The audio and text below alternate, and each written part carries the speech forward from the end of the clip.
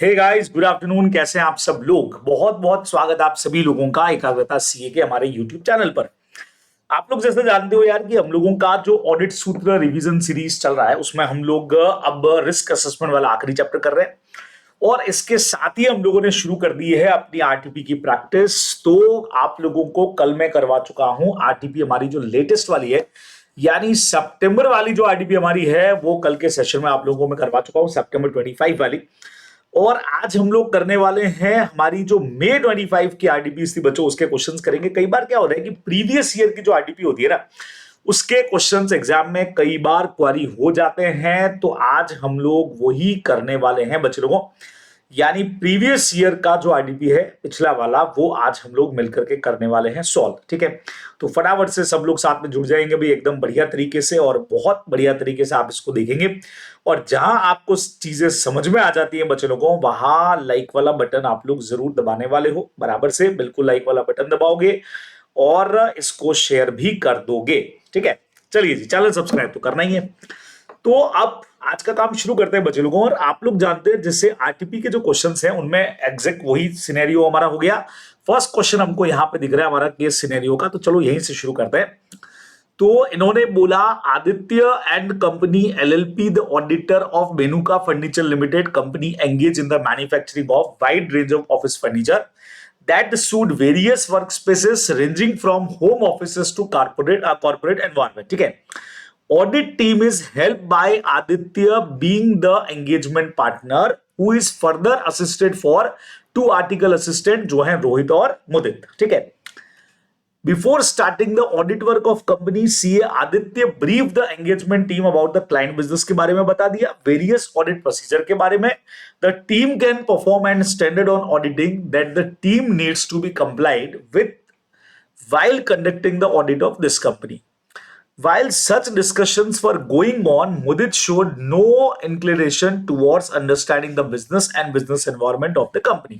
उसको लग रहा है इसको समझने की जरूरत नहीं है. He was of the view that as a member of audit team he needs to obtain understanding about the audit procedure. भाई उसको लगता है यार ऑडिट प्रोसीजर को समझने की जरूरत है और not about the client business. Client के बिजनेस के बारे में अपने को जानने की ज्यादा जरूरत नहीं है, ये अपने को ध्यान में रखना है। बराबर, सिंपल सी बात हो गई। Now Rohit was asked by CA Aditya to verify the trade receivables. ठीक है, loan and advances given by the company, okay, amounting rupees 20 crore and 20 lakh respectively. Rohit asked the concerned official of the company to provide him with the aging of trade receivable. Rohit decided to send confirmation request to debtor having balances on balance sheet date exceeding rupees 5 lakh, जो अपन third party confirmation करते हैं।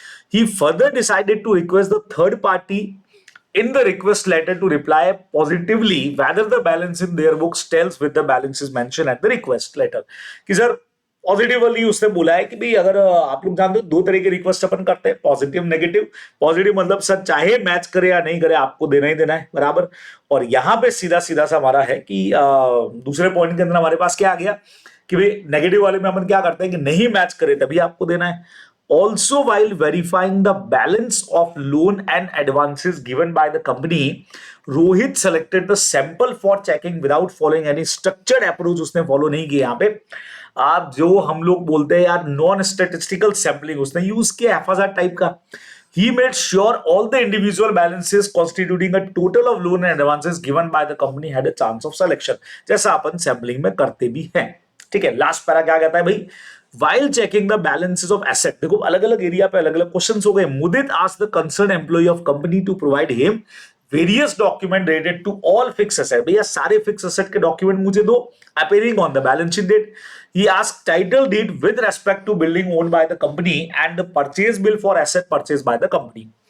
While asking for such a document from the client company, Mudit was viewed that as a member of the audit team, he can force the employee। उसको लग रहा है भाई मैं inspector हूं, फोर्स कर सकता है वो, है ना, उसको रिक्वायर्ड डॉक्यूमेंट देने के लिए। Further, with respect of inventory of company, Mudit performed the audit procedure to verify that inventory balances as per year end does not include any element of next financial year। जो हमारा cut off system होता है बच्चों, अपने को ध्यान में रखना है।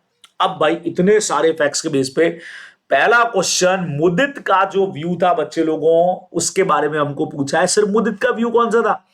मुदित भाई का ये सोचना था कि बिजनेस को अंडरस्टैंड करने से क्या होगा यार, एज एन ऑडिटर हमको सिर्फ ऑडिट प्रोसीजर का पता होना चाहिए, न कि बिजनेस का। क्या करना क्लाइंट के बिजनेस को जान के, तो गलत है इसका थॉट। आप लोग जानते हो यार, जब तक बिजनेस एनवायरनमेंट का पता नहीं करोगे, तुम्हारा एंटी कैसे डिसाइड होगा, ऑडिट कैसे कर पाओगे। तो बच्चे लोगों, उसका जो सोच रहा है वो तो गलत है। तो पहला ऑप्शन तो हो नहीं सकता, नॉट करेक्ट, ये ठीक लग रहा है भाई मुझे। उसके बाद में ये भी हो नहीं सकता पार्टली करेक्ट, तो नॉट करेक्ट के दो ऑप्शंस अपने पास अवेलेबल है, दोनों में से कोई एक आंसर होना चाहिए। देखते हैं कौन सा है बच्चों। The view of Mudit is not correct because while conducting an audit, the understanding of business and business environment, the client whose audit is to be conducted is very important. बात तो सही है। View of Mudit is not correct because such information form a crucial part of ना audit report का part है, ये and वो and कुछ नहीं है भैया। ऑडिट को अंडरस्टैंड, मतलब ऑडिट करने के लिए मुझे उसके बिजनेस को अंडरस्टैंड करना पड़ेगा, तो इसीलिए बी नंबर ऑप्शन बच्चों फर्स्ट का एब्सोल्युटली करेक्ट जाएगा, जो अपने को ध्यान में रखना चाहिए। ठीक है, ठीक है, बराबर है, क्लियर है, आगे चलें। What kind of confirmation request Rohit decided to send the debtor? वो किस तरह की रिक्वेस्ट चाह रहा है, तो क्वेश्चन में ही आंसर दिया हुआ था यार, पॉजिटिव कंफर्मेशन चाह रहा है, बात ही खत्म हो गई।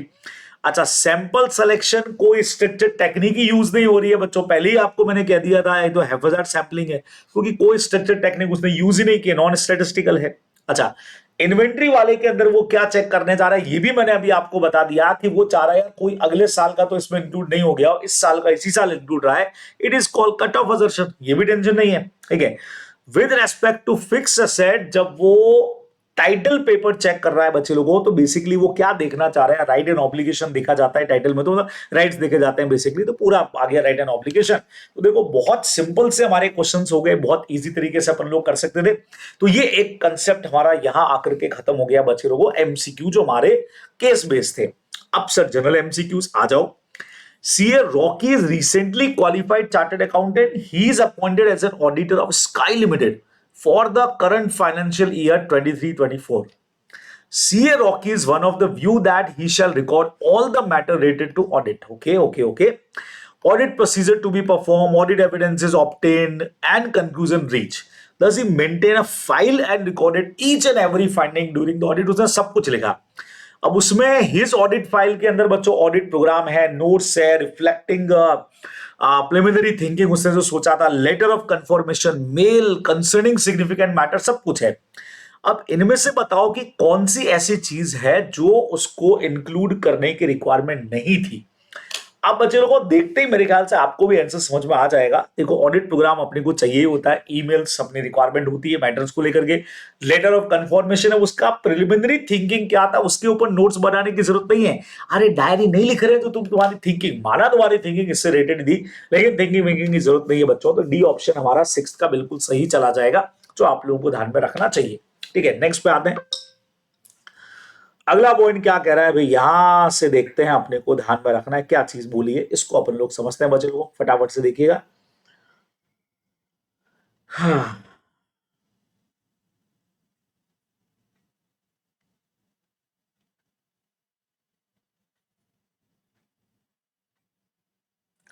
चलिए जी, now CA Ramesh has been auditor of XYZ Limited for the past 10 years. Over these years, he has built a personal relationship with Mr. Rajan, CEO of the company. During the audit, CA Ramesh discovered several discrepancies, but he feel uncomfortable recording these issues due to उसका personal relationship है भाई राजन के साथ में, बराबर समझ रहे हैं। अब यार इसमें थ्रेड पूछा होगा जरूर, ही ऑल्सो एक्सेप्टेड गिफ्ट विफ्ट इकट्ठे कर रहा है बच्चे लोगों बिना सोचे समझे, it is a matter of कौन सा वाला, फैमिलिटी थ्रेड है यार, गिफ्ट भी रिसीव कर रहा है, रिलेशनशिप भी इसका बना हुआ है, it is a matter of familiarity threat बच्चे लोगों। बी नंबर ऑप्शन बिल्कुल करेक्ट होने वाला है, और कोई ऑप्शन ही नहीं इसमें, तो यार यही अपना करेक्ट आंसर है, अपने को ध्यान में रखना, B is correct. Last question होना चाहिए क्योंकि 8 ही क्वेश्चन कल भी थे। CA Paras is auditing a firm financial statement and perform detailed procedure to verify assertion.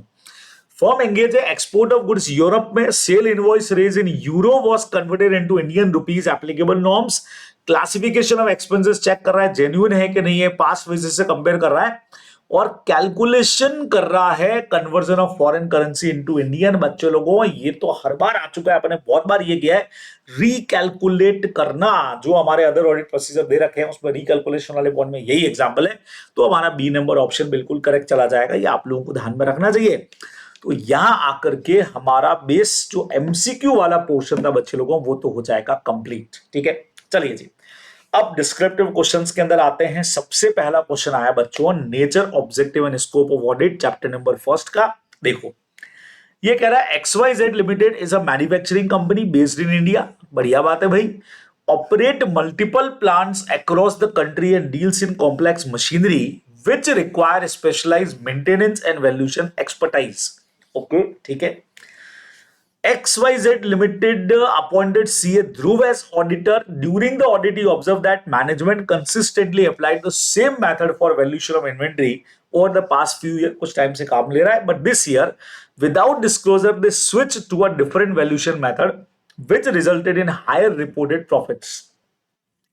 सवाल है क्या ये मैटर ऑडिट के स्कोप में आता है बच्चों? कल भी हमारा जो क्वेश्चन अपन ने किया था वो भी स्कोप का ही था, ये क्वेश्चन भी हमारा स्कोप का ही है और बहुत क्लियर कट बात कहता है कि हाँ भाई कंसिस्टेंसी जो अकाउंटिंग पॉलिसीज हमारी अप्लाई होंगी वो तो हमारे स्कोप में आएंगी कि नहीं आएंगी बच्चों। तो कल जो अपन ने क्वेश्चन देखा था यार उसका और ये मैटर बिल्कुल ही सेम ही है। आओ देखो इतना सारा पॉइंट अपन पढ़ते हैं इसको, देखो आंसर कैसे लिखा है। इन्होंने लिखा ऑडिट का पर्पस होता है enhance the degree of confidence of users करना। Scope of audit of financial statement में all aspect of the entity. बच्चों ये देखो इसमें जो चीजें आती है ना, all aspects, reliability and sufficiency of information and proper disclosure, ये तीन चीजें शामिल होती है हमेशा। ठीक है, all aspect of the entity, reliability and sufficiency of information and disclosure, हर चीज का प्रॉपर डिस्क्लोजर है। इन द गिवन सिचुएशन उसने ऑब्जर्व किया कि मैनेजमेंट ये तो पूरा क्वेश्चन के बारे में दे दिया बच्चों, पूरा क्वेश्चन समझा दिया। Since proper disclosure of information is covered, अब प्रॉपर डिस्क्लोजर जो है ये देखो यहां अपन ने पढ़ा था कि भाई इस चीज को अगर आप मेथड चेंज कर रहे हो तो यू हैव टू डिस्क्लोज, और डिस्क्लोजर जो है वो हमारे एरिया में कवर है भाई, स्कोप में कवर है। Thus auditor should decide whether relevant information is properly disclose or not. He should also keep mind applicable or applicable statutory requirement. ठीक है, तो मैनेजमेंट रिस्पॉन्सिबल है for preparation and presentation of financial statement, judgement वगैरह वही लेंगे भाई, appropriate accounting policy कौन सी होगी क्या होगी, ये सब मैनेजमेंट का काम है। ऑडिटर इवेल्यूट करेगा सिलेक्शन प्रॉपर है, कंसिस्टेंट है कि नहीं है पॉलिसीज का, ये काम जो है वो ऑडिटर का इवोल्यूशन करने का है बच्चों। तो इसका मतलब disclosure of financial information with in the scope of the audit. अपना डिस्क्लोजर वाला पॉइंट कल भी अपन ने पढ़ा था और अभी भी अपन ने ऊपर जो मेन तीन पॉइंट पढ़े बच्चे लोगों, एक तो ऑल एस्पेक्ट्स कवर है इसमें, ठीक है, रिलायबिलिटी एंड सफिशिएंसी, और तीसरा proper disclosure of financial information होना चाहिए, उसी के स्कोप में कवर रहेगा, इसीलिए ऐसे ही जाने वाला बच्चों ये अपने को ध्यान में रखना चाहिए। ठीक है, बराबर क्लियर हो गया, कोई टेंशन नहीं इसके अंदर। चलिए जी, तो मैं आपको लेके चलता हूं अगले क्वेश्चन की तरफ, तो मेरे साथ में नेक्स्ट क्वेश्चन देखिएगा। चलिए जी, चैप्टर नंबर 2 का जो हमारा सेकंड क्वेश्चन है वो देखते हैं।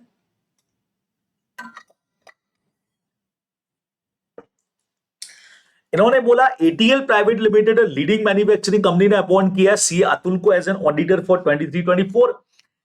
Given the complexity of company's operations and need for a systematic approach, he planned to design a detailed audit program to ensure the accuracy of a statement. As a CA student, if you are assisting CA Atul in constructing this audit program, कौन से point आपके दिमाग में आते हैं जब हम एक ऑडिट प्रोग्राम बना रहे होते हैं, तो कौन से पॉइंटर्स हमारे दिमाग में रहेंगे भाई? ये इन्होंने 10th क्वेश्चन में पूछा है बच्चे लोगों। आओ अपन चेक करते हैं कि कौन से पॉइंटर्स दिमाग में रहेंगे। ये देखो दे रखा है अपने को, सीधा सीधा डायरेक्ट पॉइंट है। तो जब हम ऑडिट प्रोग्राम फ्रेम करते हैं बच्चे लोगों, सबसे पहले ऑडिटर ध्यान रखेगा स्टे करना है उसको within scope and limitation of the assignment है, उसके स्कोप में ही काम करेगा। Second number, written audit program बनाना है उसको, बराबर जो भी procedure need to be applied है वो सारे उसमें लिखने हैं अपने को, बहुत सिंपल सा काम है। तीसरा, डिटरमाइन करना है evidences reasonably available and identify the best evidence for deriving the necessary satisfaction, best evidences को चूज करना। Apply only those step and procedure जो यूजफुल हो वेरिफिकेशन करने के लिए उस सिचुएशन में। Include audit objective for each area and sufficient details, जो सर्व करे सेट ऑफ इंस्ट्रक्शन। तो एंगेजमेंट पार्टनर की तरफ जो सेट ऑफ इंस्ट्रक्शन दिए जाते हैं वो भी इसमें इंक्लूड होंगे। कंसीडर करना और पॉसिबिलिटीज ऑफ एरर को, और जो भी प्रोसीजर अपन अप्लाई कर रहे हैं उनमें कोऑर्डिनेशन करना पड़ेगा। तो ये सारा काम ऑडिट प्रोग्राम के अंदर लिख दिया जाएगा बच्चे लोगों को, ये अपने को सिंपली ध्यान में रखना चाहिए। ठीक है, क्लियर हो गया ये भी। तो ये हमारा सेकंड चैप्टर का जो क्वेश्चन है बच्चे लोगों वो इस तरीके से क्लियर होने वाला है। चलिए जी, फिर हम आते हैं चैप्टर नंबर 3 पर, risk assessment and internal control. भाई ये क्या चीज है, क्या कहना चाहता है, आइए देखिए। In an automated environment, general IT control are policies and procedures that relate to many applications and support the effective functioning of application control. अब ये ऑटोमेटेड वाला जो पार्ट है ना, ये क्वेश्चन उस पर चला गया कि जनरल आईटी कंट्रोल में पॉलिसीज एंड प्रोसीजर वैसी होती है कि सपोर्ट करती है ऑडिट एप्लीकेशन कंट्रोल को। इसमें इंक्लूड है access security as well as program change. What are the objective and activity included in SS security and program change के अंदर आपको पूछा है इसके ऑब्जेक्टिव्स क्या हैं, ये एक्टिविटीज क्या है बच्चे लोगों। जब हम लोग कंप्यूटराइज कंट्रोल करते हैं तो उसमें सारे पॉइंट्स हमारे काम के हैं। आइए देखते हैं कि इसका आंसर जो है वो किस तरीके से ड्राफ्ट होने वाला है। आओ देखते हैं। ये देखिए, ये इतना पोर्शन अपने को डालना पड़ेगा। ये देखो, ये लिखा है यहां से, the objective of access security to ensure that access to program and data is authenticated and authorized to meet financial reporting objective। बच्चों समझना, जब हम चाह रहे हैं कि भाई सिक्योरिटी एक्सेस प्रॉपर है कि नहीं ऑटोमेटेड एनवायरनमेंट में, तो हमारा मेन मकसद क्या है कि प्रोग्राम एंड डेटा जो भी है उनका एक्सेस ऑथेंटिकेट और ऑथोराइज तरीके से ही हो। अब इसमें क्या क्या एक्टिविटीज कवर है बच्चे लोगों इसके लिए, तो सिक्योरिटी ऑर्गेनाइजेशन एंड मैनेजमेंट, सारे हमारे कंप्यूटराइज आईटी से रिलेटेड वर्ड है। Security policy and procedure, application security, तो अपन लेते हैं ना, इतने सारे एप्लीकेशंस में डील करते हैं। डेटा कितना सिक्योर है, operating system security, network security, और बच्चों फिजिकल सिक्योरिटी भी चाहिएगी, ये अपने को ध्यान में रखना है। Access security in automated environment, ठीक है। अब दूसरा था program change. The objective of program change control is to ensure that modified system continue to meet the financial reporting objectives। ठीक है, कि भाई मॉडिफाइड सिस्टम जो है वो प्रॉपर हमारे पर्पस पूरे करेगा कि नहीं करेगा। It includes activities such as chance in management process change in, sorry, इसमें क्या क्या इंक्लूड है बच्चे लोगों, जैसे मैनेजमेंट प्रोसेस पे चेंज हुआ, recording, managing, tracking, change request, making the testing change. तो ये सारी चीजें जो है ना प्रोग्राम चेंज वाली, भाई कई बार आप जानते हो यार ऑडिट प्रोग्राम में चेंज तो हमको करना पड़ सकता है, तो वो सब इसके अंदर कवर है बच्चे लोगों, ये अपने को सिंपली ध्यान में रखना चाहिए। तो डायरेक्ट अपना एक क्वेश्चन है जिसको आप यहां से कर सकते हो। चैप्टर नंबर 3 का हमारा क्वेश्चन है बच्चों, ध्यान में रखना है। चलिए जी, अब हमारे पास आ रहा है चैप्टर नंबर 4। बढ़िया चैप्टर है, बड़ा चैप्टर है ऑडिट डॉक्यूमेंटेशन का। आप लोग, अरे भाई साहब सॉरी ऑडिट एविडेंसेस का था भाई, ये अपने को ध्यान में रखना। चलिए, ये क्या कहता है, ये कह रहा है grapes limited presented it financial statement for the financial year 23-24 to its auditor for expressing an opinion thereon. ठीक है भाई, ग्रेप लिमिटेड प्रेजेंटेड कर रही है अपने financial statement for the financial year 23-24 expressing opinion. Auditor while carrying out the audit started comparing various items of profit and loss for the year under the audit with previous financial year। हो बराबर, ठीक है भाई, बात समझ में आई भाई। Auditor expressing an opinion presented पे, the auditor carrying out the audit started comparing various item of profit and loss previous year से। ऑडिटर एक्चुअल में क्या करना चाह रहा है बच्चों, एनालिटिकल प्रोसीजर यूज करना चाह रहे हैं यार। कंपैरिजन में तो अपन एक ही चीज यूज करते हैं, आओ देखते हैं।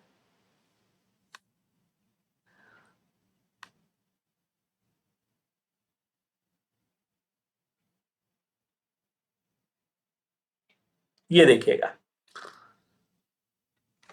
Analytical procedure use as comparison and relationship of assess whether account balances और अदर डेटा अपीयर रीजनेबल। अब इसमें क्या क्या चीजें लगेंगी, the auditor of grape limited would achieve the following by carrying out the comparison state in the question. ये अपने को बोला है बच्चे लोगों। अब इसमें क्या क्या हुआ, सबसे पहले balances included in the P&L loss account, उसको हम कंपेयर करते हैं बच्चे लोगों, प्रीवियस पीरियड से कंपेयर करते हैं, तो इससे हमको पता लग जाएगा इंक्रीज एंड डिक्रीज। अगर प्रॉफिट में है तो उसके रीजन पता लग जाएंगे। सेकंड नंबर, एक्सपेंसेस रेशियो जो हमारे हैं प्रॉफिट एंड लॉस के अंदर, उसको हम प्रीवियस ईयर के रेशियो से कंपेयर कर लेते हैं। इससे हमको आइडिया लग जाएगा भी कितना एक्सपेंडिचर ज्यादा हो रहा है, कम हो रहा है, क्या है। अगर डिफरेंसेस जो फाउंड हो रहे हैं वो मटेरियल अगर हमको लग रहे हैं, तो ऑडिटर असर्टेन करेगा उनके रीजंस क्या हैं, रीजंस पता लगाएगा, और कि कहीं अकाउंट्स को मैनिपुलेट तो नहीं किया, प्रॉफिट सप्रेस तो नहीं हो रहा है, ऐसा कुछ हो गया। ये हेल्पफुल होता है identify an existence of unusual transaction or event, an amount, ratios and trends which indicate matter that have audit implications. तो एक्चुअल के अंदर ये हेल्प क्या करता है बच्चों? अनयूजुअल ट्रांजेक्शंस हो गए, रेशियोज अपन ने पता लगा लिए, चेंजेस कोई ट्रेंड्स अगर दिख रहा है उसमें अपने को हेल्प मिल जाती है, अपने को सिंपली ध्यान में रखना है। ये चैप्टर नंबर 4 का हमारा बहुत डायरेक्ट क्वेश्चन दे रखा है बच्चे लोगों, आप लोग ध्यान रखोगे। 4th का तो डायरेक्ट आंसर था, है ना।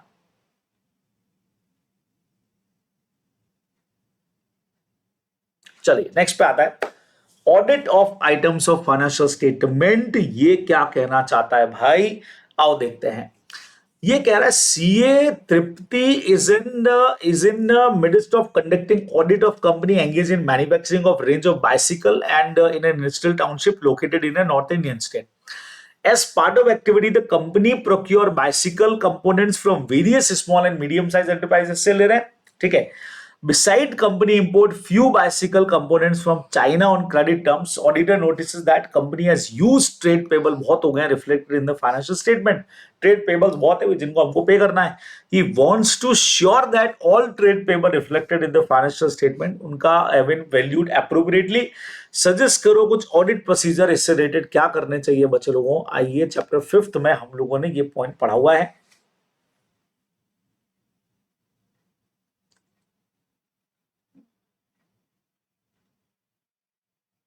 ये देखिए, तो बेसिकली हमको ये चीज पूछी है कि भाई ऑडिट प्रोसीजर हमको ट्रेड रिसीवेबल के लिए क्या फॉलो करनी चाहिए बच्चे लोगों। तो सबसे पहला, review the process followed by the company.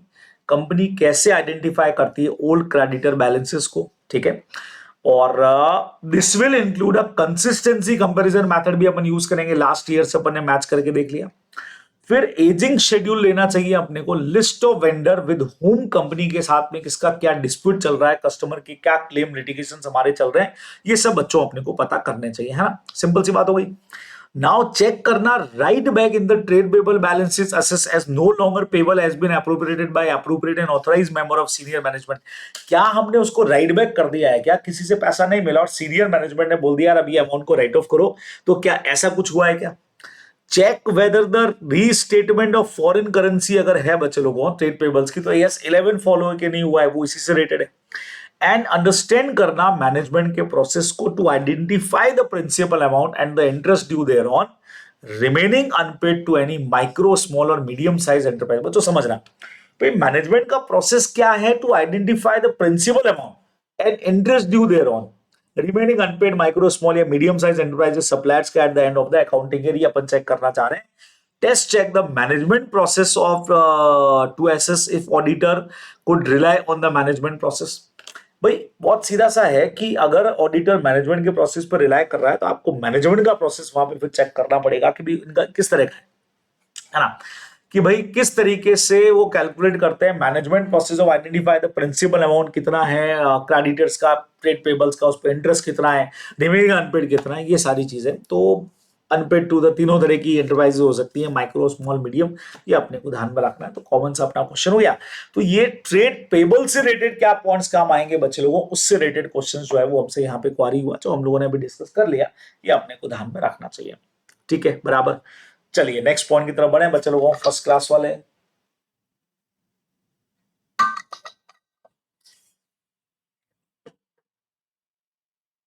तो अगला पॉइंट क्या कहता है समझिएगा।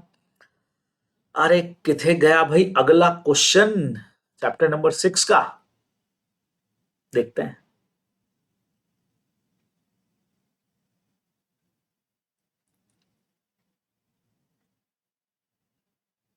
चलिए जी। CA Pinku has prepared audit documentation of an entity describing nature, timing, and extent of audit procedure performed during the course of audit. बच्चों CA Pinku prepare कर रहा है ऑडिट डॉक्यूमेंटेशन, ठीक है। In documenting nature time and extent of audit procedure perform which matter shall be recorded. Question mark लाके पूछा भी आएगा क्या। He is also view that documentation alone as describe above meet requirement the standard of auditing. Comment करके बताओ क्या उसका ये सोचना सही है क्या। 14 नंबर क्वेश्चन में बच्चों अपने को ऑडिट डॉक्यूमेंटेशन से रिलेटेड ये सवाल पूछा गया है। आइए इसका आंसर चेक करते हैं, बताता हूं आपको। देखो बहुत प्यारा सा पॉइंट इतना लिया इन्होंने आंसर में, अच्छा क्वेश्चन है, इसको चेक करते हैं। जब nature time and extent of audit procedure check करोगे बच्चों, तो ऑडिटर को उसमें क्या लिखना चाहिए, सबसे पहला identify characteristics of specific item, जो भी मैटर टेस्ट करना है आपको, जिसकी ऑडिट करोगे उसकी qualities. Who perform the audit, बच्चों डेट क्या होगी वर्क कंप्लीटेड की, और किसने रिव्यू किया था, ये चीज भी डेट और एक्सटेंड अपने को लिखना पड़ेगा। बच्चों समझ रहे हो यहाँ पे एक्चुअली इस क्वेश्चन में अपन कर क्या रहे हैं भाई, हम ऑडिट डॉक्यूमेंटेशन पे बात कर रहे हैं, तो पहले नंबर पे भाई ऑडिट तो मान लो हुआ। अब देखो क्वेश्चन का सीन क्या था, एक बार क्वेश्चन को आप लोग देखोगे तो मजा आएगा आपको क्वेश्चन देखने में। वापस मैं आपको क्वेश्चन दिखा रहा हूं, इसका क्वेश्चन चेक करना। इन्होंने बोला है कि भाई सीए पिंकू प्रिपेयर कर रहा है डॉक्यूमेंटेशन, एनडी अपने को ध्यान में रखना है, is also view that documentation alone जो है वो स्टैंडर्ड की रिक्वायरमेंट पूरी नहीं करेंगे, तो अपने को क्या क्या चीजें करनी चाहिए उससे रिलेटेड क्वेश्चन इन्होंने पूछा है। तो उसी का आंसर मैं आप लोगों को बता रहा हूं, बढ़िया सा आंसर इन्होंने दिया है। एज इट इज सारे आंसर जो अपन पढ़ते हैं स्टडी मेट से। तो पहले नंबर पे ऑडिटर ने क्या एनडी के अंदर characteristics of special item and matter, perform the audit and the date किस दिन कंप्लीट हुआ, रिव्यू किसने किया, ये सब चीजें नोटिंग में आएगी। ऑडिटर ऑडिट डॉक्यूमेंटेशन तैयार करेगा जो सफिशिएंट है to enable an experience auditor have no previous connection, अपने लाइन पड़ी हुई है। ऑडिट डॉक्यूमेंटेशन ऐसा होना चाहिए कि जो प्रीवियस ऑडिटर जिसने ऑडिट नहीं किए वो भी समझ जाए इसमें क्या देना है। एंटी ऑफ ऑडिट प्रोसीजर, आपको मैंने ये तो याद करवाया था। सेकंड नंबर रिजल्ट्स क्या निकले ऑडिट प्रोसीजर जो आपने परफॉर्म किया उसके, और सिग्निफिकेंट मैटर जो पीजे के हिसाब से जिनको इंक्लूड करना जरूरी था, जिनका कंक्लूजन जरूरी था, है ना। Thus all above matter shall be recorded to meet the requirement of S 230, ये सारे डॉक्यूमेंट होंगे। Documenting nature time and extent of audit procedure perform alone does not meet the requirement, भी अकेले ये जो है आप सोचो कि खाली एनटी का डॉक्यूमेंटेशन कर लोगे तो उससे काम नहीं चलेगा, 230 का नॉट वैलिड। अपने को और भी बहुत सारे डॉक्यूमेंटेशन यहाँ पे करने पड़ते हैं बच्चों को, जैसा आप देख ही पा रहे हो, ये अपने को ध्यान में रखना है, ठीक है। तो इसमें अपने क्या किया, कौन से डॉक्यूमेंटेशन, सबसे पहले एंटी ऑफ ऑडिट प्रोसीजर जो आपने परफॉर्म किए। सेकंड नंबर उसके results of the audit procedure perform और एविडेंसेस क्या मिले। फिर अगले वाले के अंदर भी significant matter arising during the audit, उस पर कंक्लूजन क्या आ रहा है, जजमेंट्स क्या आ रहे हैं बच्चे लोगों को, ये सब अपने को इंक्लूड करना चाहिए। छोटा सा अपना पॉइंट था, यहां आकर के ये क्वेश्चन भी हमारा हो जाएगा खत्म। चैप्टर नंबर 6 का ये क्वेश्चन खत्म है। चलिए अगले चैप्टर पे चलते हैं। कहाँ गया भाई क्वेश्चन, किधर चला गया, हाँ जी। तो अगले चैप्टर की तरफ बढ़ेंगे भाई, और अगला क्वेश्चन कहाँ गया, किधर गया भाई। चलिए जी, तो कंप्लीशन एंड रिव्यू से हमारे पास में जो क्वेश्चन आई है उस क्वेश्चन को देख लेते हैं बहुत फटाफट से। ये कह रहे हैं भाई, on reviewing internal control over inventory as part of audit of company, ठीक है भाई, सही है। Auditor find the physical verification not being conducted as regular interval as stipulated by the management. The auditor find it to be significant deficiency in the internal control over inventory। बच्चे लोगों ऐसे 265 का question तो कहीं नहीं है जहां हम कम्युनिकेट करें इस बारे में, बराबर से। तो भाई इंटरनल कंट्रोल को रिव्यू किया और उससे पता लगा कि यार मैनेजमेंट की तरफ से जो फिजिकल वेरिफिकेशन है वो प्रॉपर नहीं है। अभी point out to the management in a one liner as under, उसने एक लाइन में लिख दिया। आई थिंक स्टडी मेट में भी ऐसा क्वेश्चन हम लोगों ने किया था। Physical verification of inventory is not being conducted at regular interval as stipulated by the management। एक लाइन में उन्होंने लिख दिया कि फिजिकल वेरिफिकेशन ऑफ इन्वेंट्री जो है वो not being conducted at regular interval. Is above communication bye auditor proper, क्या ये प्रॉपर है। Ignore statutory reporting requirement if any in this regard, तो वो छोड़ के आप तो सिर्फ ये बताओ कि इतना लिखना जो है वो प्रॉपर है या नहीं है, हाँ। चलिए जी, तो नंबर 15 वाला आंसर आप लोगों को मैं शो करता हूं, देखें इसका आंसर कैसे ड्राफ्ट हुआ है बच्चों। देखो आपको मैंने कहा था 265 से इसका आंसर जाने वाला है। अब 265 हमारा क्या कहता है, communicating deficiencies in internal control पे बात करता है। तो as per SA 265 communicating deficiencies in internal control to those charge with governance and management, SA का नाम आ गया। While pointing out significant deficiencies in internal control, auditor has not only to communicate significant deficiency giving their description, मतलब आपको खाली deficiency ही नहीं बतानी है, but also explain the potential effect and sufficient information to those charged with governance, है ना, and management to understand the context of the communication। यार तुम खाली इतना बता दो, आज से हम लोग कोई कॉपी चेक करें यार उसको बोल दे हाँ भाई तुम्हारे नंबर कम आए, अब इतना बोल के छोड़ दे तो कैसे काम चलेगा? आपको ये भी तो बताना पड़ेगा कि भाई नंबर क्यों कम आए, रीजंस क्या थे, तभी प्रॉपर इवोल्यूशन होगा। तो हम भी यहाँ पे यही कह रहे हैं कि auditor has not only communicate significant deficiency giving their description but also explain the potential effect क्या होंगे and sufficient information to those charge with governance and management, ताकि वो अंडरस्टैंड कर सके कंटेक्स्ट ऑफ कम्युनिकेशन। ठीक है, in this situation auditor noticed significant deficiency in internal control over inventory. He pointed out the same to management. जो question की line है वो अपन एज इट इज लिख दी। Therefore the above communication is not proper, जैसा अपन ने ऊपर पढ़ा। ठीक है, not only significant deficiency has to be communicated, it should also be explained to the management the potential effect of not carrying out physical verification of inventory at regular interval as stipulated by the management. Simple सी बात हो गई। It should explain that such a significant deficiency can lead to misstatement of inventory impacting profit of the company. ये आपने को ध्यान में रखना है, बराबर। तो ये कह रहा है भी आपको एक्सप्लेन करना पड़ेगा कि वो डेफिशिएंसी से कैसे कंपनी के मिसस्टेटमेंट इन प्रॉफिट कंपनी के प्रॉफिट पे कैसे इफेक्ट डालने वाली है। Highlighting the importance of such a control, it should be stated that responsibility be fixed for concerned person for adhering to such an important control।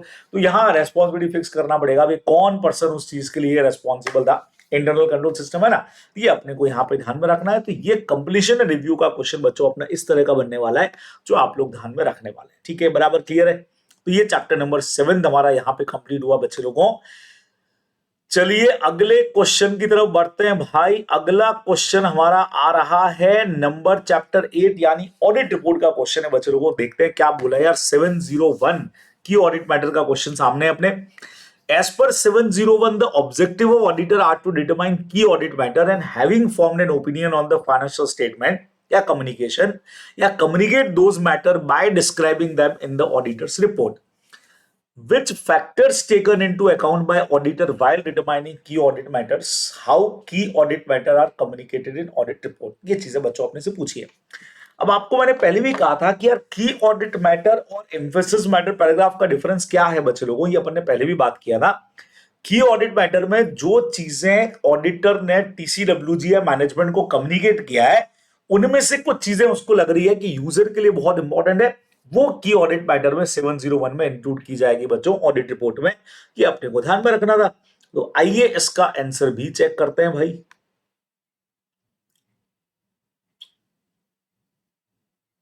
ये देखिएगा तो क्या सेटअप किया बच्चों, समझना। द ऑडिटर शैल डिटरमाइन, बढ़िया पॉइंट है।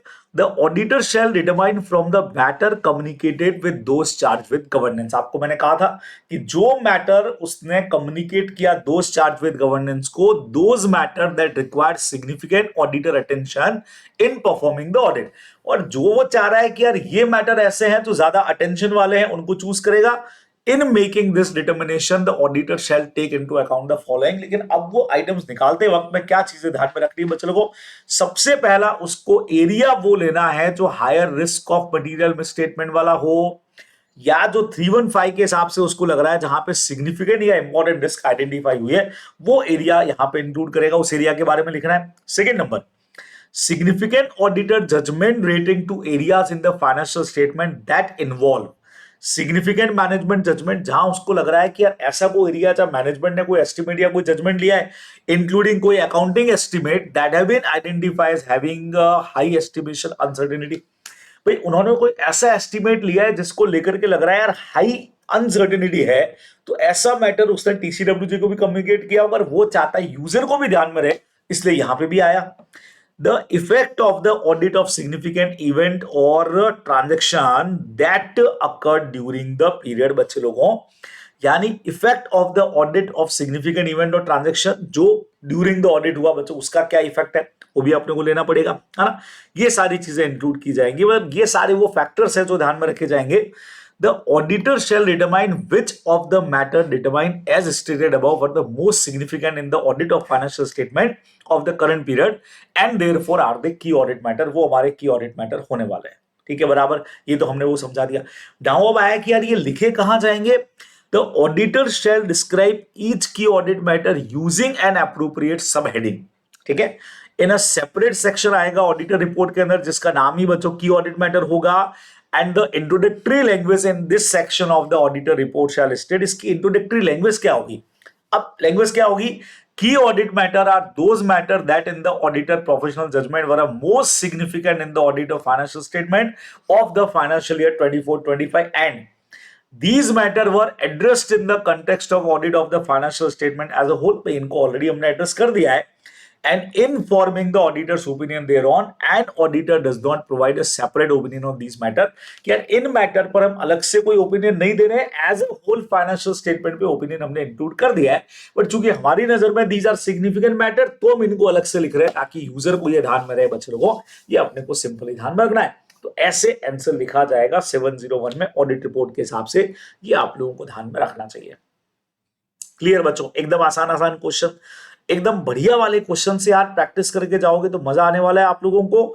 और अगला क्वेश्चन इसके बाद में आ रहा है मेरे पास में, special feature of audit of different type of entities में चैप्टर नंबर 9 का।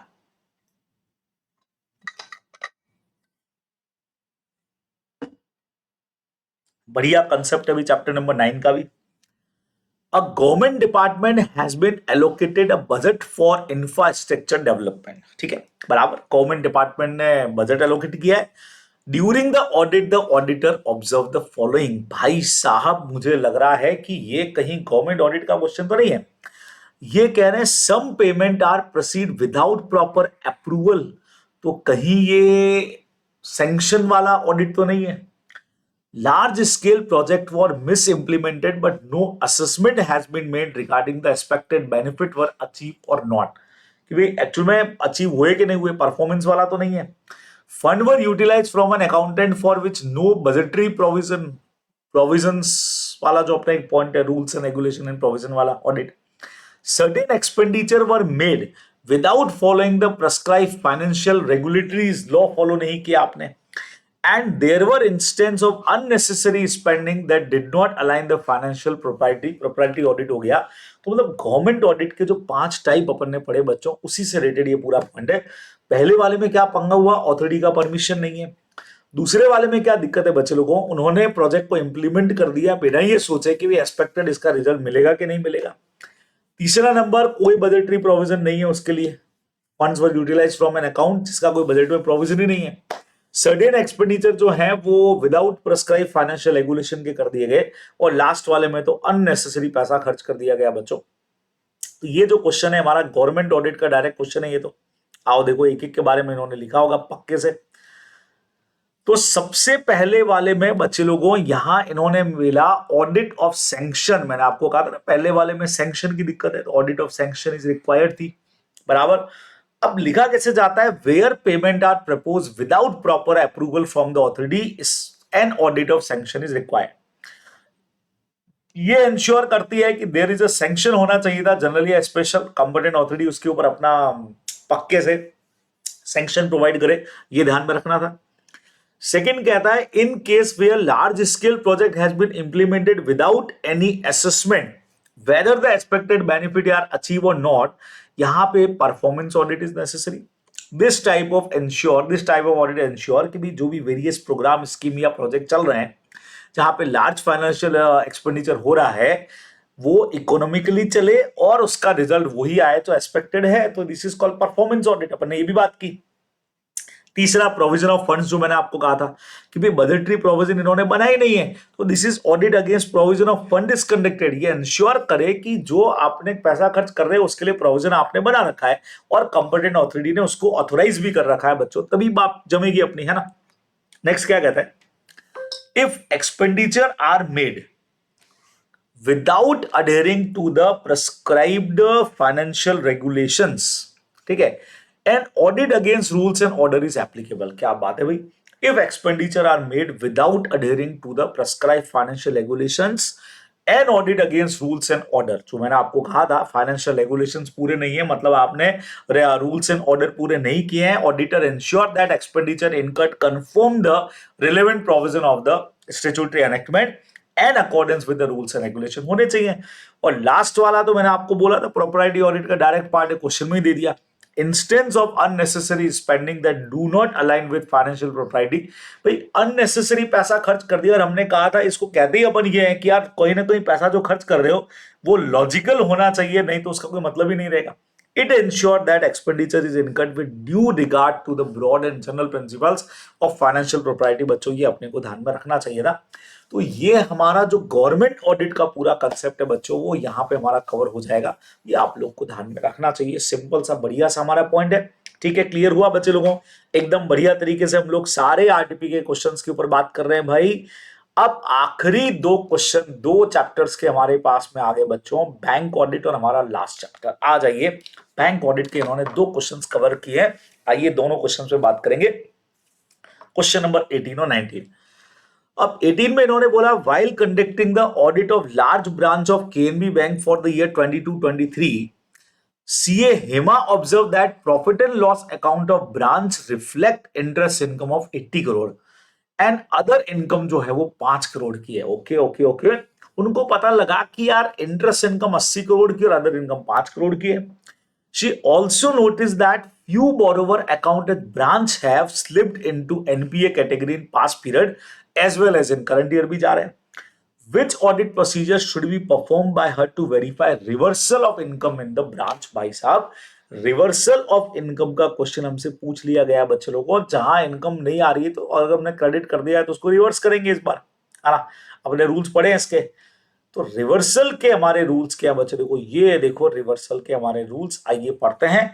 Following audit procedure should be perform to verify reversal of income. समझना, अगर कोई भी एडवांस इंक्लूडिंग बिल परचेज या डिस्काउंटेड बिकम्स एनपी अगर हो चुका है बच्चों at the close of any year, तो जो भी इंटरेस्ट आप लोगों ने एक्रूड या क्रेडिट किया था इनकम अकाउंट में पास पीरियड के अंदर, उसको रिवर्स करना पड़ेगा provided for the same is not realize, क्योंकि आया नहीं है पैसा अपने पास में और ये गवर्नमेंट गारंटेड डेट पे भी लगता है। सिंपल है। सेकंड नंबर, एनपीए से रेटेड कोई फीस, कमीशन या सिमिलर इनकम जो एक्रूड है should cease to accrue in current period, cease हो जाएगी।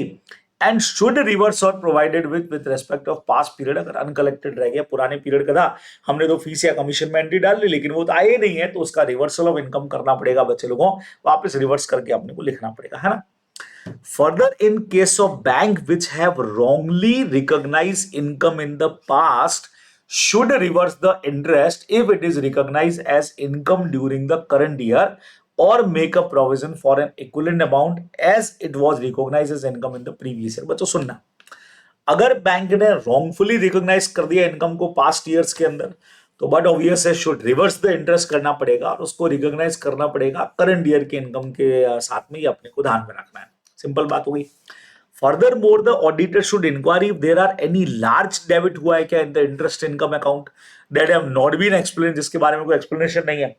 It should be inquiry whether there is any communication from borrower pointing out differences in interest charge and whether appropriate action has been taken, कि interest के अंदर इतना variation क्यों है, क्यों नहीं पे हो रहा है और जो अप्रोप्रिएट एक्शन लेना है वो अपने को लेना चाहिए। तो ये इन्होंने क्वेश्चन नंबर अपने को बैंक ऑडिट में बच्चों ये चीज समझाई है। ठीक है, बराबर। अब बैंक ऑडिट का एक क्वेश्चन और इन्होंने लिया है, टोटल दो क्वेश्चंस लिए हैं बच्चों। नॉर्मली चैप्टर 4 के दो क्वेश्चंस लेते हैं, इस बार इन्होंने बैंक ऑडिट का लिया है। तो सीबीसी बैंक लिमिटेड के पास मल्टीपल लोन अकाउंट है classified as NPA. During the financial year some borrower made partial payment towards their outstanding loan, pay कर दिया। However, there was no explicit agreement between bank and borrower, कोई explicit नहीं है regarding appropriation of these recovery, whether they should be adjusted against principal और interest। अपने को पता है यार, पहले तो इंटरेस्ट करना चाहिए, इंडियन कॉन्ट्रैक्ट में ऊपर एप्रोप्रिएशन पढ़ते थे, याद है आपको। The bank finance team decided to recognize the recovered amount as interest income in its financial statement. During the statutory audit, auditor raised concern about the treatment of this recovery। वो कह रहा है यार ये रिकवरी सही नहीं है जो आपने इंटरेस्ट के अगेंस्ट में की है। तो discuss appropriate accounting treatment of partial recovery की ऑफ एनपीए के लिए क्या करना है। अब एनपीए में तो अपन पैसा आता है तभी लिखते हैं, और to explain the principle that bank should follow the recognize interest income on NPA. ये बच्चों हमसे क्वेश्चन पूछा गया है। आइए इसका आंसर भी अपन लोग चेक करते हैं यहां से।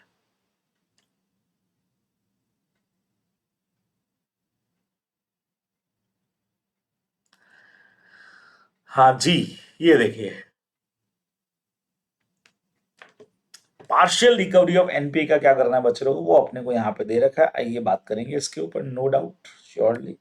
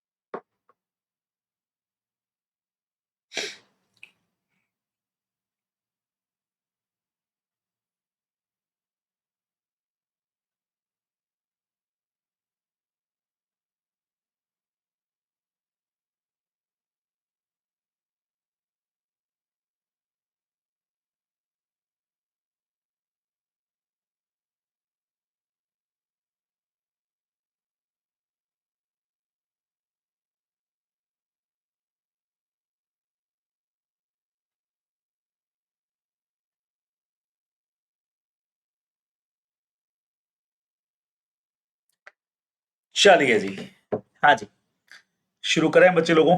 अगला क्वेश्चन का आंसर, एनपीए के लिए अगर पार्टली इनकम आ रही है तो भाई साहब क्या करना है? तो appropriate accounting treatment of partial recovery in the absence of clear agreement between the bank and borrower for the purpose of appropriation of recovery। बच्चों अगर कोई क्लियर एग्रीमेंट बैंक और बोरोवर के बीच में नहीं है, absence A clear agreement between bank and borrower for the purpose of appropriation और recovery in NPA towards principal or interest, bank are required to adopt an accounting policy and exercise the right of appropriation of recovery in uniform and consistent manner, जो अपना common तरीका है। अब सुनिए, the appropriate policy to be followed is to be recognized। जो भी appropriate policy अपनी as per AS9 जो अपन पढ़ते हैं रेवेन्यू रिकॉग्नाइजेशन, वो फॉलो करनी है। when certainty attached to the realization and accordingly amount reverse या de-recognize और not recognize in the past should be accounted। अब तो सुनना, अभी क्या कह रहा है कि अगर इस तरह की कोई चीज हुई, the appropriate policy to be followed is to be recognize income as per AS9। ठीक है, when certainty attach to realization या अकॉर्डिंगली जब सर्टेनिटी होती है तो अपन उसकी एंट्री करते हैं। Interest partly or fully released in NPA can be taken to income. However, it should be ensured that the credit towards interest in the relevant account are not out of fresh या additional credit facility से नहीं होना चाहिए। ऐसा नहीं है कि interest का पेमेंट जो क्रेडिट फैसिलिटी आई उसी से आपने कर दिया, वो नहीं करना है। तो इसको इंटरेस्ट इनकम की तरह ही मानना है अपने को, लोन से एडजस्ट नहीं करना है बच्चे लोगों को। ये इन्होंने सिंपली हमको बोला है जो अपने को ध्यान में रखना चाहिए। तो यहां आकर के हमारा ये एक कंसेप्ट और हो जाएगा खत्म। ठीक है बच्चों, क्लियर, एकदम से आसान बात हो गई। चलिए अब हमारा एकदम आखिरी वाला क्वेश्चन बच रहा है बच्चों, चैप्टर नंबर 11 का हमारा last question ethics in terms of audit engagement बच रहा है। तो CA Puneet is appointed as an auditor of Kamala limited for the financial year 23-24। The management of Kamala limited has requested the auditor to change the terms of original engagement as the company has diversified its business and few new product has been introduced by the company. तो original engagement letter को उन्होंने change करने को बोला है, तो ठीक है यार, जस्टिफाई लग रहा है ये तो। Whether CA Puneet can agree to the request made by the management, क्या उसको एग्री करना चाहिए? Under what circumstances can the client make a request to auditor for change in terms? यही वो रीजंस होते हैं बच्चे लोगों को, है ना। उनमें से एक बड़ा रीजन ये भी है जो इन्होंने दिया है कि बिजनेस के अंदर चेंज हुआ है, नया प्रोडक्ट आया है, तो ऐसे में अपने को चेंजेस करने चाहिए। आइए अपन आंसर को देखते हैं, आपको समझ आएगा। अच्छा क्वेश्चन है। The auditor may decide not to send a new engagement letter or other written agreement each period। बच्चों ऑडिटर ये डिसाइड कर सकता है कि यार हर बार नया लेटर नहीं भेजेगा अगर रिकरिंग ऑडिट है, लेकिन अगर सिग्निफिकेंट चेंज होता है नेचर और साइज ऑफ एनटीटी में, ठीक है, या एनटीटी के बिजनेस में, one of the factor which may be appropriate to revise the terms of audit engagement. तो अगर हमको लग रहा है कि यार ये जो रीजन दे रहा है वो रीजनेबल है, जम भी रहा है, उस बेस पे हम चेंज कर सकते हैं, हमको वो दिक्कत नहीं बच्चों, समझना। In the given question, Kamla Limited has diversified business, few new product आ रहे हैं, ठीक है, which is indicate the significant change in the nature of size of the entity's business. In view of the above, CA Puneet can agree to the request made by the management to change the term। बिल्कुल agree हो सकता है। Therefore, the request of management to change the terms of audit engagement is appropriate। Appropriate होनी है, appropriate है भी, ठीक है।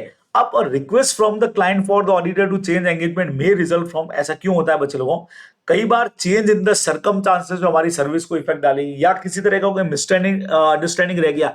जैसे मैंने आपको कहा था ब्रांच ऑडिट का हमको बोला था, और हमको हमको लगा कि हमको कहा गया, लेकिन ब्रांच ऑडिट हमारे पास थी नहीं, ऐसा कुछ। कोई restriction on scope of the engagement है, whether impose by the management और कॉज बाय द सर्कमस्टांसेस की वजह से, या तो मैनेजमेंट कंट्रोल कर रहा है या सिचुएशन ऐसी हो गई कि अपने आप से कंट्रोल हो रहा है बच्चे लोगों, वो सब इस कैटेगरी में जाएगा जो अपने को ध्यान में रखना चाहिए। तो यहां आकर के हमारा May 25 एग्जामिनेशन का आरटीपी भी बच्चे लोगों हो जाएगा पूरा का पूरा कंप्लीट। देखिए, अब बच्चे लोगों को सेकंड ग्रुप अगर आप अभी सितंबर में देने की सोच रहे हैं, तो भाई आपकी तैयारी जो है वो बहुत स्ट्रांग लेवल पर होनी चाहिए। और आप जानते हो बहुत अच्छी तरह से कि अभी हमारा जो रिवीजन सीरीज चल रहा है बच्चों, ऑडिट सूत्र वाला, उसमें हम लोगों ने सारे चैप्टर्स खत्म कर लिए हैं। आखिरी चैप्टर हमारा चल रहा है risk assessment and internal control, वो भी 1 या 2 दिन में खत्म हो जाएगा। यानी हम सारे के सारे चीजें कवर कर चुके हैं। अब ऑडिट में बच्चे लोगों को एक बहुत इंपॉर्टेंट चीज ये है कि यार तुम लोग को रिटन प्रैक्टिस करना पड़ेगा, खाली पढ़ने से कुछ नहीं होने वाला है, ठीक है। अब रिटन प्रैक्टिस हम लोग तो आपको करवाएंगे यहाँ पे, लेकिन उसके अलावा बच्चे लोगों आई थिंक आप लोगों के मॉक भी स्टार्ट हो रहे हैं, है ना। तो आप लोगों को जो है वो मॉक देने ही देने चाहिए बच्चे लोगों, ठीक है। अच्छा, मॉक नहीं दे रहे हो वहां पे, तो उसका पेपर सॉल्व करोगे बैठ करके यार, क्योंकि जितना रिटर्न में काम करोगे आपको समझ में आएगा कि भाई कितना आंसर्स हम लिख पाए हैं, कितना हम पानी में है, क्या है, कितना और भी पढ़ाई करनी है, वो सब आपको मॉक जब रिटर्न में लिखोगे। अब करंट वाले मॉक लो, पुराने वाले मॉक लो, तुमको जो करना हो करो, लेकिन ये अपन करेंगे तभी बहुत बेटर तरीके से चीजें हो पाएंगी बच्चों को, अपने को ध्यान में रखना है, ठीक है। अच्छा, मैं आपको हर सेशन में बोल रहा हूं बच्चों, लगातार लगातार लगातार मैंने बोला है कि जब मैं पूरा कोर्स आपको करवा चुका हूं, तो फर्स्ट चैप्टर के साथ बच्चों 11 चैप्टर करना, और 4 जब भी करो तो साथ में 7 करना। इनका एक कॉम्बिनेशन बहुत बढ़िया कॉम्बिनेशन है, बाकी आप अपने हिसाब से डिसाइड कर सकते हो, ठीक है। अच्छा, आपको मैंने एक और चीज बोली, ऑडिट के लिए जो चीजें बहुत जरूरी है बच्चों लोगों, उसमें जितनी आरटीपीज एमटीपीज है भाई कर लो। मॉडल टेस्ट पेपर है बच्चों, करना पड़ेगा, नहीं तो नहीं होगा। और 1 या 2 टेस्ट तो आपको रिटर्न में लिखने चाहिए, है ना। तो ये बहुत शानदार काम अपने को करना पड़ेगा। आपको मैंने ये भी कहा था कि यार अभी बहुत अच्छे से पढ़िए, इतना स्लो स्लो हमने क्यों किया। जो रेगुलर आप क्लास देखोगे अपनी ऑडिट सूत्र वाली, तो उसमें हमने बहुत आराम आराम से पूरी चीजें की है। क्योंकि अपने पास में एग्जाम टाइम में पढ़ने के लिए आईसीए ने एक बहुत शानदार चीज हमको निकाल करके ऑलरेडी दी है बच्चों, जिसको हम लोग यहाँ पे बोलते हैं सारांश, है ना। अब ये जो सारांश है, इसमें आपका पूरा ऑडिट का समराइज्ड रिवीजन है बच्चों। और ऑडिट का जब समराइज रिवीजन हमारे पास में है, तो यहां से हम पढ़ सकते हैं, लेकिन उसके लिए एक बार मेन कोर्स आपका होना बहुत जरूरी है, तभी आप इसको संभाल पाओगे, अदरवाइज नहीं संभलेगा बच्चों।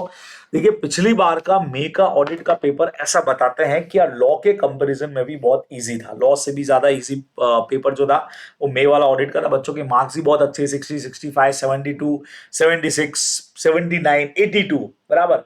तो इसका मतलब यार मार्क्स आ तो रहे हैं, लेकिन आपको जबरदस्त उसकी तैयारी करनी पड़ेगी, तभी आप चीजों को कर पाओगे, ठीक है। कल एक स्टूडेंट हमारे साथ में जुड़ी थी, उससे हमने यही बात की थी कि भाई कैसे पढ़ाई किया। उसने बोथ ग्रुप निकाल लिया, ऑडिट में 72 मार्क्स थे। उससे पूछा कैसे किया, तो उसने बोला कि सर रेगुलर स्टडी करी, और उसने 3 बार अपना 3 टाइम्स रिवीजन बच्चों कंप्लीट किया। ऑडिट का भी अगर कर रही थी तो 3 बार रिवीजन किया, और उसके अलावा उसने मॉक टेस्ट पेपर और प्रीवियस ईयर पेपर जो है उनका रिटर्न में प्रैक्टिस किया बैठ करके, तो जाकर के आपसे आंसर्स बहुत तगड़े वाले बनेंगे बच्चे लोगों, और देन आप बहुत बढ़िया तरीके से अपने आंसर्स को ड्राफ्ट कर पाओगे, ठीक है बराबर। तो ये सारी बात आप लोगों से मैंने कर ली है। अब देखो आगे, जैसे आप लोगों ने 2 आरटीपीस कर ली है, ठीक है। कल के सेशन में मैं लेने वाला हूं इससे प्रीवियस वाली आरटीपी। हमने सबसे पहले आरटीपी शुरू कौन सी की थी, सितंबर वाली, फिर हमने मई वाली आरटीपी ली है। अब इसके बाद में हम लोग लेने वाले हैं जनवरी वाली आरटीपी, उसके बाद वापस सितंबर और जून तक जाएंगे। नए कोर्सेज की जितनी भी आरटीपीज हैं वो हम सारी की सारी बढ़िया तरीके से यहाँ पे सॉल्व करने वाले हैं बच्चे लोगों। तो बहुत तगड़े तरीके से आप लोगों को हमारे साथ में ये तैयारी करनी चाहिए, ठीक है बराबर, क्लियर है। अच्छा, अब चलते चलते आपको ये भी इंफॉर्मेशन दे दूं भाई, जो हमारे स्टूडेंट जनवरी 26 वाले हैं, जो हमारे स्टूडेंट मई 26 वाले हैं, उनके लिए सेकंड ग्रुप के बैचेस हमारे ऑलरेडी स्टार्ट हो चुके हैं। ऑडिट का बैच अगर कोई ज्वाइन करना चाह रहा है तो 28 को ऑडिट का बैच स्टार्ट हो रहा है, जिसका सब्सक्रिप्शन आप लोग ले सकते हैं बराबर से बहुत शानदार तरीके से आप लोग पढ़ेंगे मेरे साथ में, जहां आपको 2 बुक्स जो है वो मैं प्रोवाइड करूंगा। अच्छा, आप चाहें तो बिल्कुल आप क्या कर सकते हैं, बढ़िया काम आपको मैं दिखा देता हूं। खास करके मई और जनवरी वाले जो हमारे बच्चे हैं, आप लोगों के लिए मेरा ऑडिट का जो है वो डेमो यहाँ पे पड़ा हुआ है बच्चों, देखो, है ना। ऑडिट के डेमो लेक्चर्स आप देख सकते हैं। 28 से हम लोग ऑडिट को प्रॉपर तरीके से शुरू करने वाले हैं। और ये देखो, आप सीए एकाग्रता पे जब जाएंगे,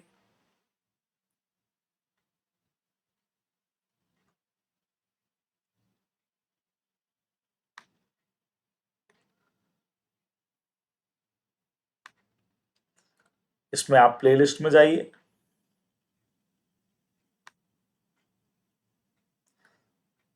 हाँ जी, ये देखिए, आप यहां से आप देख सकते हैं यार, ऑडिट के जो हैं वो डेमो लेक्चर्स आपको यहाँ पे दे रखे हैं हमने, बराबर। तो आप इन ऑडिट के डेमो लेक्चर्स को बढ़िया तरीके से देख सकते हैं, और इससे आपको सारी चीजों का आइडिया लग जाएगा कि भाई कैसे हमको पढ़ना है, क्या हमको पढ़ना है, कैसे हमने पढ़ाई करी है। ये सारी चीजें आप लोगों को यहाँ से बहुत बढ़िया तरीके से बच्चों को पता लग जाएंगे, ठीक है ना, बराबर। तो ये आज का हमारा सेशन था, यहाँ पे मैं इसको एंड कर रहा हूं बच्चे लोगों।